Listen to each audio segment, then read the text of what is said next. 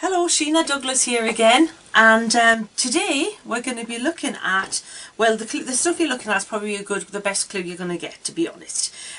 You'll be seeing before you wonderful things like gorgeous little pots of blingy wonderment like in H2Os, and this is the Ultimate Romance set.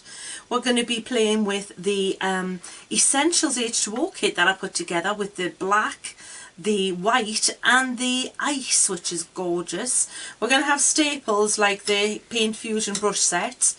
We're going to be using water spray bottle, again from Luminart. I've got my clear rocker blocks. I'm going to be using the Peaceful Lakeside stamps, and I'm also obviously, how can I not do anything? How can I do anything without some distress inks? But the big thing, the combination that I'm liking the look of, the new mix I've got going on is with the H2Os and the Kraft card, which I've been playing with, and I just need to give it up for a bit now because it's becoming a little bit of an obsession. So this is what we're going to be using. I'm going to be talking through all these little bits and pieces, and I'm going to show you now the card that we're going to make. So this is the very card. Right, so hopefully, I don't know if you can see, if I do a little bit of a little cheeky dance thing, you might get the contrast between the matte, the earthy, kind of natural looking finish of the Kraft card, which I love, and the pretty bling of the H2Os. I don't know if you're picking that up, but there will be pictures in my gallery again. So just a heads up, the top of this, in case I forget again later on, if you go to sheena.tv, that's where you're going to find all the gallery and any links to anything I'm doing. So that's the website. So the main thing we're looking at, just to make a note, is the Peaceful Lakeside stamp set, which is the boats and this background, and also the I'm actually using the wrought iron as well, if you're looking at those up as well. They're in the little bit sketchy range. Okay, so first of all, what we're going to need is a piece of this Kraft card cut to size. And I've already cut it. Normally I would work larger, but I just want to continue to be able to pop it on the card. So what I'm going to do, if you noticed on the card, I want to create a little bit of perspective, even though I'm stamping with black for the foreground and the background, to make it look a little bit more like the foreground's actually to the fore and push the background further back. I'm going to stamp and emboss the boat image so that it's shinier, brighter, stronger black than the distant hills, and that will hopefully fool your eye into thinking that that's more to the front of the composition. Just a little thing there with a little bit of help with perspective. So I'm inking that up with some Versamore. Can't believe how clean that is. I must have just acquired that one. And before you do anything, if I'm using embossing pad, I always like to use an anti-static pad and just get plenty in, especially when using the Kraft card, get it into the fibres. And now I'm going to go ahead, if you're wondering what I'm using to stamp with, they're my clear Sheena rocker blocks. Now they've taken some time getting here, but you know what, it was well worth it. You might be familiar with the purple rocker blocks like this. Because I've absolutely changed the way I stamp, they transformed the way I stamp rocker blocks, and I'm absolutely a convert. So I requested Sarah, well, I pretty hounded her basically to ask if she would create some absolutely clear ones for me, because with it having no colour on there at all, it means I can really get accurate with positioning, and because you're not having to cut stamps out and pop them on a cushion, if that's what you like, that's fine as well, but it means that I can cut really close to the rubber and do things like over stamping really easily. So I'm going to emboss this and then I'll come back to you. That's it, heat embossed perfectly, just as I wanted it, and you can see that of the shine against the matte core card, their Kraft card. So I'm going to stamp the hills now, but I'm going to use just some stays on because I don't want, again, like I said, that line to be as bold and as shiny as the foreground. You can actually, if your stays on's new, take a little bit of the ink off before you stamp the hills if you want them to look even more distant and you want the line to look paler, or alternatively use a grey stays on and that'll push them back even further. But this should do for the purpose of this demonstration. We'll just pop that there, and there you've got the hills. Now you can see, even without colour, that suggests perspective, doesn't it? You've got foreground and distance even before you get the colour on there. It's a little tip I like to use. And now we're going to start adding the H2Os. Now I'm using the Ultimate Romance set, which is one of my favourite sets of H2Os, and it's a set of 12, so I happen to think that's they're a good value set, and it's a great starter set because you've got all your primaries in there, and I think it's a really usable set. But as always with H2Os, make sure you give them a good spritz, or at least drop some paint, literally drop it in the jars like this. Go off and make yourself a cup of coffee, whatever your poison is, then come back 5 minutes later and then be ready to play. They're so concentrated you can't just wet them and they'll release the colour. So they're all good, ready to play now. Now I'm going to start painting this. Now the secret to your success here is going to be pale. You can always go darker, but start pale. So let's start with water. I'm going to take some of this blue colour and just pop it on my tile or your non-stick craft sheet, whatever you happen to be using. And I'm going to take a touch of this green just to make it a little bit more, that's more green than I want it. So pop a bit more blue in there. I want it a little bit different to the sky, so I want it to suggest more of a, a watery colour. Right, so start with that, and then just go across and we'll just wash over here. Now see how little you need to get quite a bit of colour here. Now the other thing I like is I like to keep the edges kind of ragged, so that it looks kind of like it's been watercoloured instead of having a sharp cut off edge like that. Now that'll look a bit lighter when it dries a bit because the card has absorbed the colour and it's looking darker, but when the water evaporates it'll lighten up. So don't worry if you think, oh, it's a bit too dark. Now what I also want to do is colour these, like these hills and the sky. But before I do that, let's just use a bit of that pale, just the pure blue for the sky. Let's get some of that in there. We're going to do some clouds, but that'll be a bit later. So notice as well, I'm using the large flat brush. I think you're going to get a much better, quicker finish, cover a large area like this, using the flat brush than a small round one, because you're going to get all little bits of streaky bits of paint that way. So that's another little tip for you. So there's some colouring for the sky. Like I said, we can always darken this a little bit if we want to, or if we need to. In fact, I might just darken it towards the top just a little bit, and then paler towards the horizon, which is another little trick if you want to create something that looks a little bit more with perspective. That's your aerial perspective going on.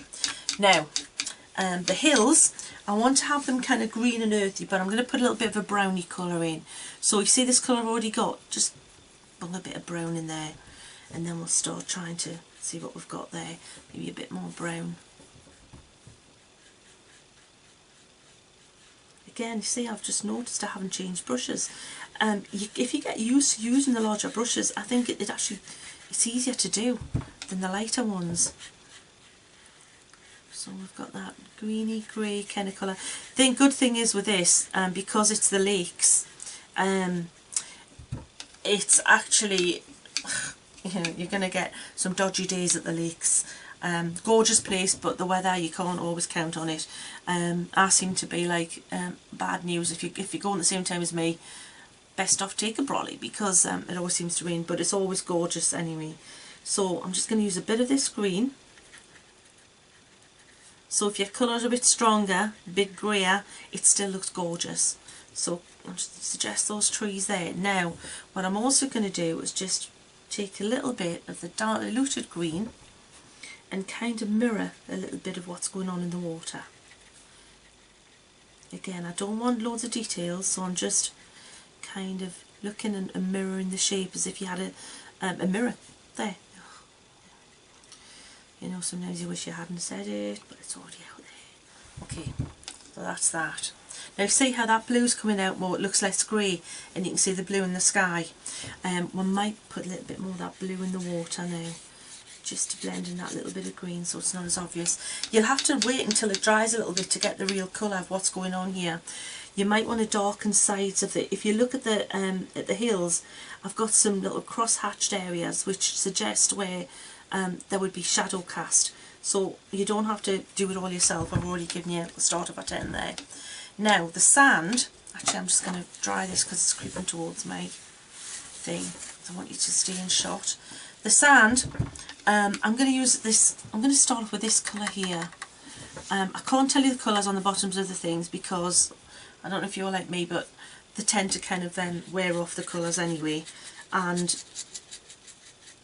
so I've lost that opportunity. But it's one of the warm brownie colours. You don't want to do nuclear reactor kind of meltdown yellow. You don't want to go for that. Just go for a more of a watered down brown colour and it'll look much more natural. You can, if it's looking a bit murky, use a little bit of yellow to highlight it, but I think that's the better colour to go with. And in fact you can go with the darker brown. Again, just water them down and just go in where the shading is underneath the little rowing boats if you want to darken in there. But you know, the good thing is the stamps, all the details on the stamp, so you really don't have to work that hard at making it look good. I took time when I was drawing them to make sure I had the detail in there. Right, now I want a warm browny kind of colour, so we'll use that. And I want a bit more warm than that, so let's try a little bit of reddy colour in there for the boats. Yeah, I want this really warm. And I might need a little bit of this brown as well, just to, let's try that. No harm in it, we can always darken them. I'm going with a lighter tone for the rowboats, and you can see because I've embossed it, I'm just going straight over the boat area. It's such an easy way to colour this, especially when you emboss the line, because it pushes the H2Os back to where they should be. The line becomes shiny and kind of plasticised because of the embossing powder, and it pushes the colour off the line so it stays nice and bright, and the ink doesn't sit on it. Sorry, the paint doesn't sit on it. So, right, now we'll come back to that, but that's you know, it's virtually it. You don't need to go over the top with the colouring of this, because it doesn't really need it. I'm looking here where the trees are looking a little bit. I've lost a little bit of that green in for the water and the trees, so I'm just going to take a little bit more of the green, and I'm just going to go ahead and just put that shadow back in the water a little bit.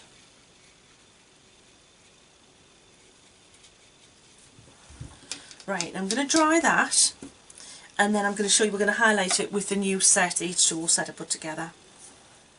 Right, now I know that's all in shot now, but I'm wondering if I pick it up, if it'll still be in shot if I get the thumbs up from my cameraman. Yes, I do.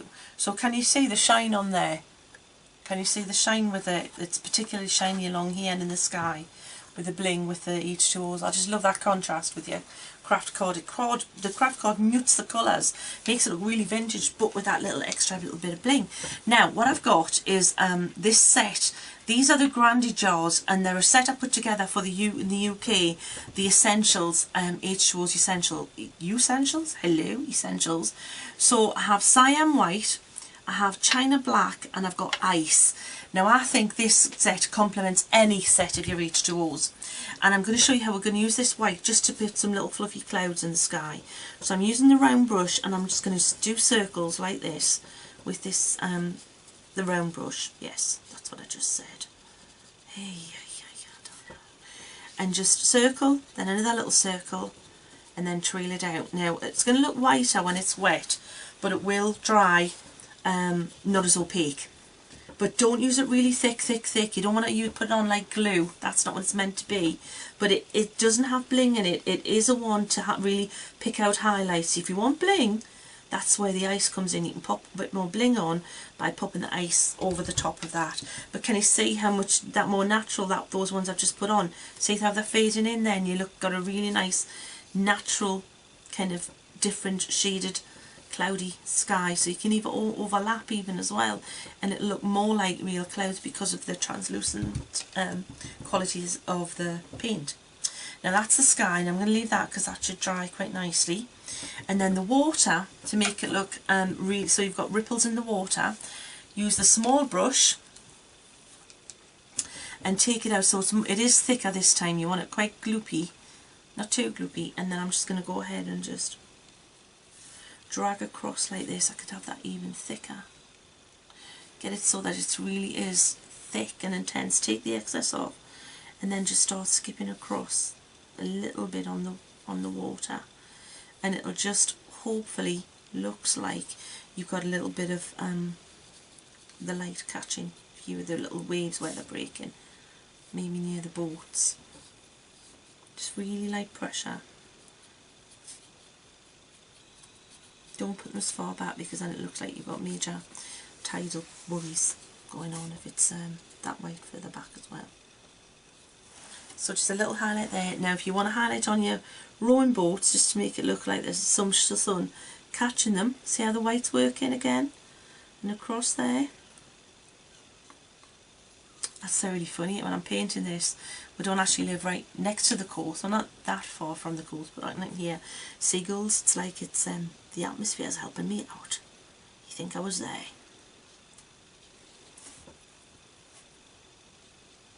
You may hear a dog barking anytime soon as well, which doesn't fit with the scene as much.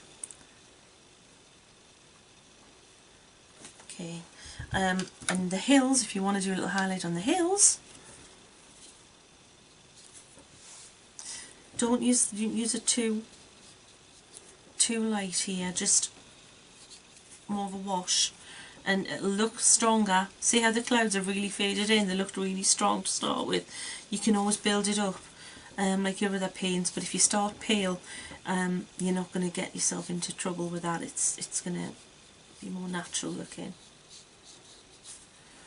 And then, well, I haven't mentioned the ice. If you want to bling up some of the areas that you've lost some bling because that white isn't blingy, or there's an area on the card, or you want to paint on top of Spectrum Noirs, that's another video that I have ready to go out to you. That's another tutorial. But it'll literally, the ice just makes anywhere blingy.